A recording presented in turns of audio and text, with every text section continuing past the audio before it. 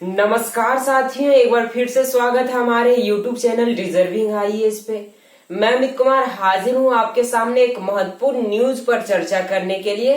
News है हमारी, भारत में गिरफ्तार ब्रिटिश नागरिक जगतार सिंह जोहल कौन है, इन पर आज हम लोग चर्चा करने वाले हैं। ठीक है, तो न्यूज को हम लोग विस्तार से जान लेते हैं। न्यूज है हमारी, ब्रिटेन के लेबर पार्टी के नेता और सांसद, जिसको मेंबर ऑफ पार्लियामेंट बोला जाता है, नाम है उनका कीर स्टारर। उन्होंने वहां के प्रधानमंत्री बोरिस जॉनसन को एक पत्र लिखा और कहा कि भारत में हमारे एक नागरिक यानी कि ब्रिटिश नागरिक जगतार सिंह जोहल को भारत ने मनमाने तरीके से गिरफ्तार करके तिहाड़ जेल के अंदर रखा हुआ है। तिहाड़ जेल में रहने का मतलब है कि वो बहुत बड़ा मतलब अपराधी होगा, क्योंकि तिहाड़ जेल में वही अपराधी रहता है जो कि बहुत बड़ा कारनामा करके दिखाया होता है। ठीक है, तो उसको तिहाड़ जेल के अंदर रखा गया। बोरिस जॉनसन ने जब इस लेटर को पढ़ा तो उन्होंने भारत का विरोध किया और कहा कि हम जल्द ही मोदी जी से इस बात में बात करेंगे। ठीक है, अब आपके मन में एक सवाल आता होगा, क्या गिरफ्तार उनको हाल ही फिलहाल में किया गया? जी नहीं, इनको गिरफ्तार किया गया था 4 नवंबर 2017 को, यानी कि 5 साल हो गए। 5 साल, हाँ, लगभग 5 साल होने को चले इनको गिरफ्तार हुए में। ठीक है, फिर बात आती है कि उस समय से इन्होंने कोई कार्रवाई क्यों नहीं की, भारत से बातचीत क्यों नहीं की?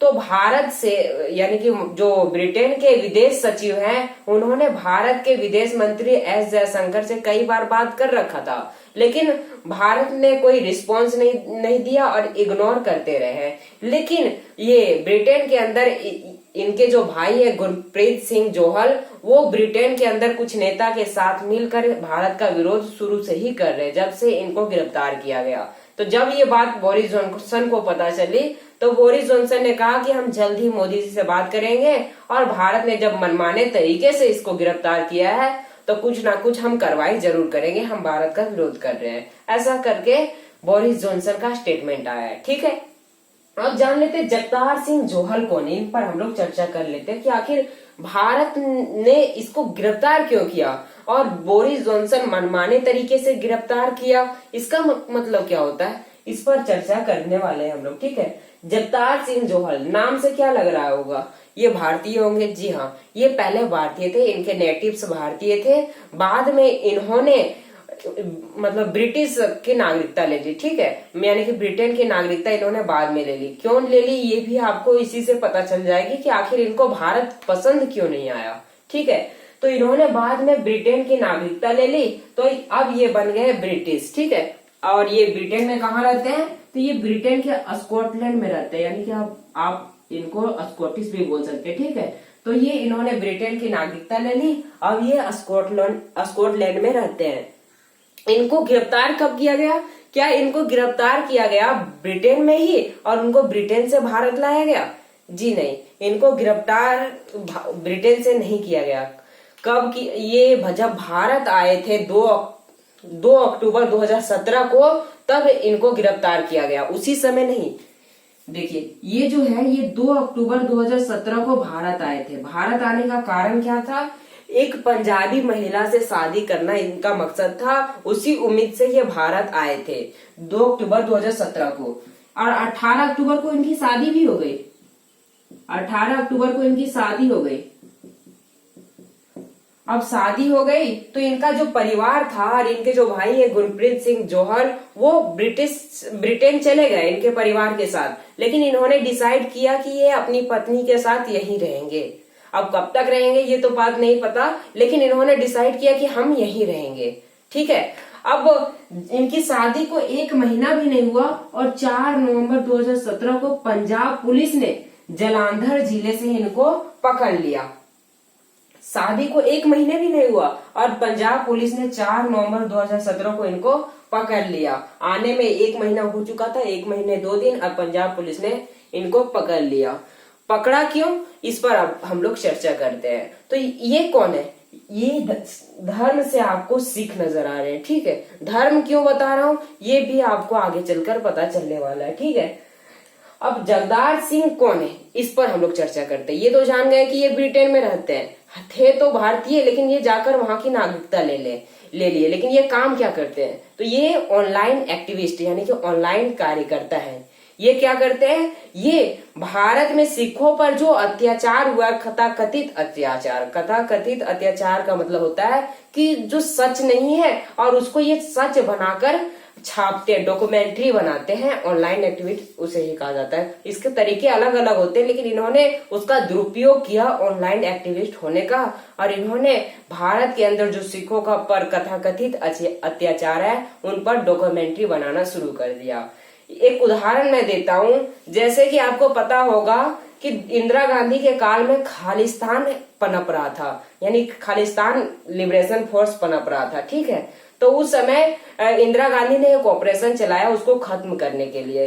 तो वो जो खालिस्तान लिबरेशन फोर्स के जो आतंकवादी थे, उग्रवादी थे, वो गोल्डन टेम्पल के अंदर छुप गए, क्योंकि वो धर्म से सिख ही थे, इसलिए गोल्डन टेम्पल के अंदर छुप गए।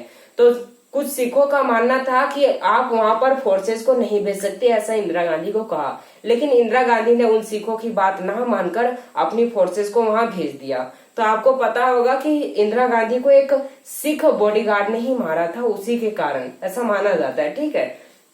तो उनको ये जो जोहल है, जगदार सिंह जोहल, ये उन्होंने इसे एक रियल घटना और अलग अलग तरीके से दुनिया को बताना शुरू कर दिया कि भारत में ऐसे ऐसे अत्याचार हो रहे हैं, डॉक्यूमेंट्री बनाकर, ठीक है। डॉक्यूमेंट्री जैसे कि आपने अभी कश्मीर फाइल्स देखी होगी कि कश्मीर के अंदर कश्मीरी पंडितों पर कैसे अत्याचार हुए हैं, तो उसी प्रकार ये डॉक्यूमेंट्री बनाते हैं कि भारत के अंदर, खासकर भारत के अंदर सिखों पर अत्याचार किस प्रकार हो रहे हैं, ये ऐसा करके ये डॉक्यूमेंट्री बनाते हैं। तो अब बात आती है, क्या इनको इसीलिए गिरफ्तार किया गया? जी नहीं, इन पर बहुत सारे चार्जशीट फाइल किए गए हैं। जैसे कि इन पर 5 हत्या और 2 हत्या का प्रयास करने के जुर्म में भी इनको गिरफ्तार कर लिया गया है। इनका वकील का भी कहना है कि इनको मनमाने तरीके से गिरफ्तार किया गया है। मनमाने तरीका का मतलब होता है कि इनके खिलाफ कोई भी एविडेंस नहीं है। एविडेंस यानी कि कोर्ट क्या मांगती है, किसी आरोप, मतलब आरोप को सिद्ध करने के लिए एविडेंस, कि एविडेंस होगी तभी तो आरोप सिद्ध होगा, आरोप सिद्ध होगा तभी तो इसको गिरफ्तार किया जाएगा। तो इनके वकील ने कहा कि इनके खिलाफ कोई एविडेंस नहीं है, बस इनके खिलाफ चार्जशीट फाइल की गई है, तो ये मनमाने तरीके से इनको गिरफ्तार किया गया। जो कि बोरिस जॉनसन ने भी कहा कि मनमाने तरीके से गिरफ्तार किया गया है, तो आप उसे तुरंत छोड़ दीजिए और ब्रिटेन भेज दीजिए, ऐसा बोरिस जॉनसन का स्टेटमेंट आया है, ठीक है। भारत की ओर से कोई रिस्पॉन्स नहीं है अभी तक फिलहाल, लेकिन इनके साथ साथ इन पर 11 चार्जशीट और भी फाइल किए गए हैं। इनका वकील का कहना है कि इन पर 11 चार्जशीट फाइल किए गए, हम मानते हैं। इसमें 8 जो चार्जशीट है वो NIA सॉल्व कर रही है, नेशनल इन्वेस्टिगेशन एजेंसी। नाम सुनकर तो लग रहा होगा, मतलब आप जान ही गए होंगे कि नेशनल इन्वेस्टिगेशन एजेंसी क्या करती है। ये आतंकवाद पर काम करती है कि कहाँ कहाँ आतंकवाद हो रहे हैं, उस पर ये जांच करती है। इसकी जो सक्सेस रेट है वो 93 से 95 है, यानी कि 100 में से 95 केसेस को ये सॉल्व कर लेती है, ठीक है। और ये खासकर आतंकवाद के लिए ही बनाया गया था। अब 8 केसेस कौन सॉल्व कर रही है? NIA। 2 cases Punjab police solve कर रही है और एक जो केस है वो दिल्ली पुलिस सॉल्व कर रही है। और इनका वकील का कहना है कि ये 11 केसेस में 3 केसेस में इनको जमानत पहले से ही मिल रही है, बाकी पर पैरवी चल रही है कि इनको जल्द ही रिहा किया जाए, क्योंकि इनके खिलाफ कोई एविडेंस नहीं है। एक जो एविडेंस इनके खिलाफ मिला है वो है खालिस्तान लिबरेशन फोर्स को धन मुहैया कराने में, यानी कि जो उग्रवादी हैं उनको फंडिंग करने का जुर्म इन पर लगाया गया है, ठीक है। कैसे? तो इन पर एक, मतलब जो चार्जशीट फाइल की गई है वो बताया जाता है उसके तहत कि 2013 में ये ब्रिटेन के स्कॉटलैंड में थे और खालिस्तान के कुछ जो आतंकवादी थे, उग्रवादी थे, जिसमें से एक है हरदीप सिंह मिंटू, जिनकी मृत्यु हो गई 2018 में, लेकिन ये 2013 की बात चल रही है जब ये जीवित थे। हरदीप सिंह मिंटू ये फ्रांस और जर्मनी की यात्रा में थे, ये फ्रांस और जर्मनी की यात्रा में थे, और जब ये इनको पैसा पहुंचाने के लिए गए थे उस समय ये फ्रांस में थे। तो ये जो कहाँ गए, जगतार सिंह जोहल है, ये हरदीप सिंह मिंटू को 3000 यूरो देने के लिए फ्रांस गए हुए थे। अब इनको देने का मतलब क्या है, खालिस्तान लिबरेशन फोर्स को देना। और खालिस्तान लिबरेशन फोर्स क्या है, एक उग्रवादी संगठन है जो कि सिखों का एक संगठन है, ठीक है।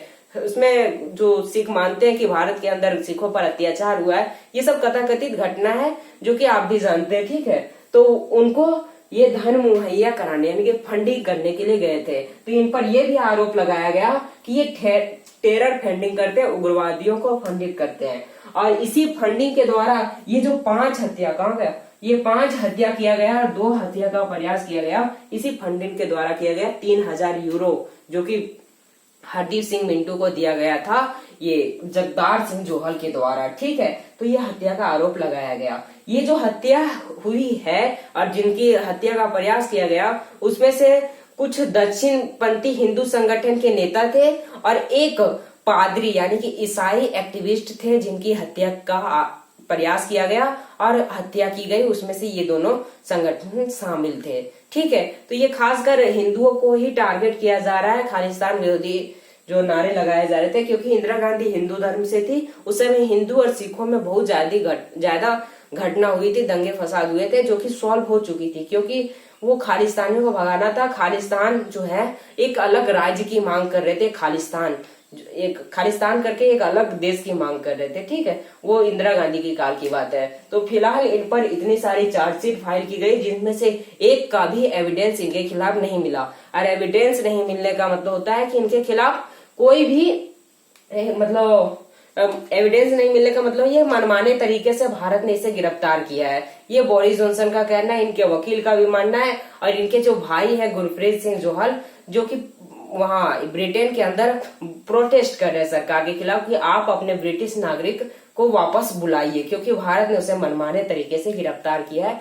ये सब अभी की न्यूज है। और जगतार सिंह जोहल के बारे में मैंने बता ही दिया कि इनके खिलाफ मतलब इनको तिहाड़ जेल के अंदर क्यों रखा गया। ये सिख धर्म की बात मैं बता रहा था, तो वो खालिस्तान से रिलेट करते थे। और ये जब इनको लगा कि भारत में सिखों की कोई मान्यता नहीं है, इसलिए इन्होंने ब्रिटेन की नागरिकता ले ली। तो फिलहाल के लिए इतना ही, मिलते हैं नेक्स्ट वीडियो में। Thank you.